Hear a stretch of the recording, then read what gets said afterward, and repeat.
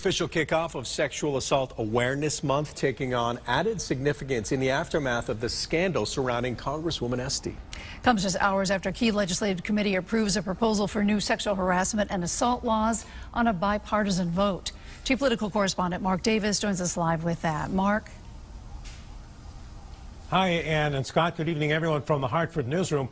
4 Republicans joined all of the Democrats on the Judiciary Committee last night in approving this complete rewrite of the Connecticut statutes on sexual harassment and abuse. Despite the fact that I had witnesses and a confession saved on my voicemail, I did not report the assault to police. Advocates listened today as sexual assault victims told their stories of shame and panic attack. Nearly 20% of Connecticut residents will experience sexual violence in their lifetime. It was scheduled long before the revelation that a female Democratic member of Congress from Connecticut had helped to cover up an incident of alleged sexual harassment and abuse in her own office.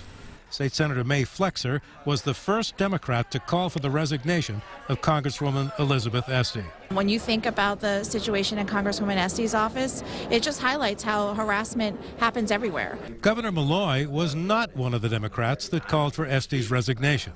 The situation involving the Congresswoman's office does highlight the confusion that exists in America about this kind of behaviors that men and women engage in. Those involved with domestic abuse cases say that what happened in Esty's congressional office is not that unusual. A survivor was not necessarily responded to appropriately, and how an offender didn't necessarily receive an appropriate consequence is significant but not necessarily surprising. Now, in addition to tougher penalties, the bill that passed that committee vote last night would also require sexual harassment training for businesses with employees of 3 people or more, which just about covers everybody. It now heads on to the state Senate. Live from the Hartford newsroom, Mark Davis, News 8.